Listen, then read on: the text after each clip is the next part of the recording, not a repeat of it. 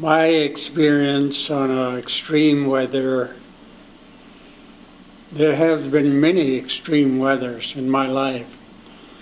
I've seen temperatures that go all the way up to 74 below zero, and many times in the 40s, 50s, and 60s, I've seen a lot of weather get down to 50 and 60 and 70s. But the most extreme weather I I experienced was when we were cutting wood in the 40s, early 40s, for the riverboats, cordwood for the riverboats to burn. At that time they were burning wood to burn in their boilers that make the steam to push the boat up and down the river. We were cutting wood at 40 below zero weather, and when you chop a tree at that weather, especially a cold, frozen spruce tree, it's like cutting metal, and it's real hard. It chips real slow, and the axe gets dull right away. And the same thing when you're sawing it, two-man saw, it doesn't go as fast because it's so frozen.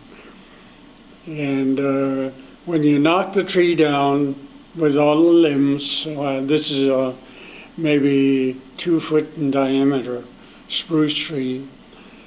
When the tree falls, all the branches would fall off on the one side that hits the snow because of the cold weather. They call that branch snappings.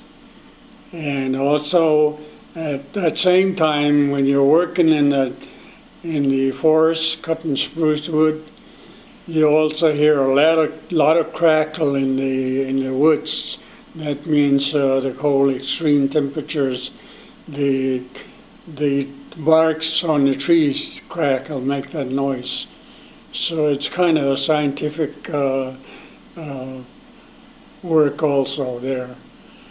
And the coldest weather I learned was when I took a trip with the dog team.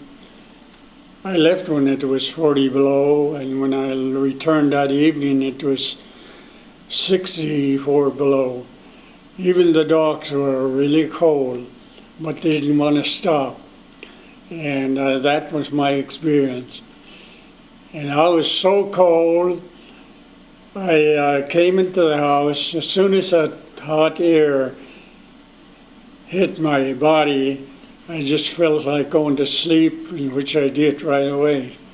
I didn't even stay up maybe 5 minutes. When I hit the sack, just conquered out, no meals, no nothing. So that was my experience in that cold weather. And I was just one of those challengers that always want to do things when it's cold. At 50 below, I would be cutting dry house firewood, and I would stack them up over there in the hall when it warmed up with the dog team. So those were my experience in a cold weather. And one of my experience was in 1946 or 47 when we were living in a fall camp away from the main old Minto. We froze in over at our fall camp because of picking berries, fishing, hunting, and all that kind of stuff. And I was cutting wood outside to burn the stove one day, and all of a sudden I saw the trees start waving like that. And I started feeling real funny, and there was an earthquake, a big earthquake. And the ice froze about 1 inch on the creeks and lakes already. And when that earthquake hit, all those little frozen ice chipped just like little blocks. It was a good thing nobody was on the ice at that time. That was another experience that I had with earthquake during the fall weather, just when the ground was freezing. So those were my experience, plus I have a lot of other experience in my lifetime that I struggled with the weather. But we were always preparing for extreme weather. One of the things our parents always taught us was how to prepare, because some weather you can predict how it's going to be for a week or so. And but it takes a person that knows about weather conditions to predict those weathers. So those are my experience in terms of weather. You mentioned that a week ahead of time. What were they looking at do you know what they were looking at to help predict the weather? Yeah, the landmark in our area is Mount Denali.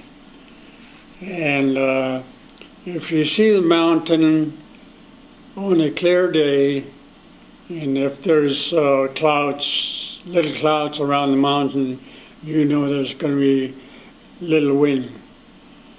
And it's going to be sort of cloudy from the windy.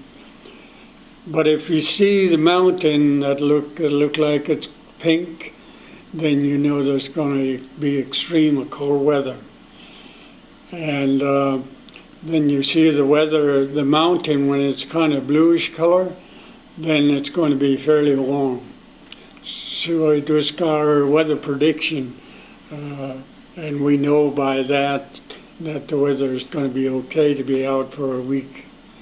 So we always pay attention to the mountain.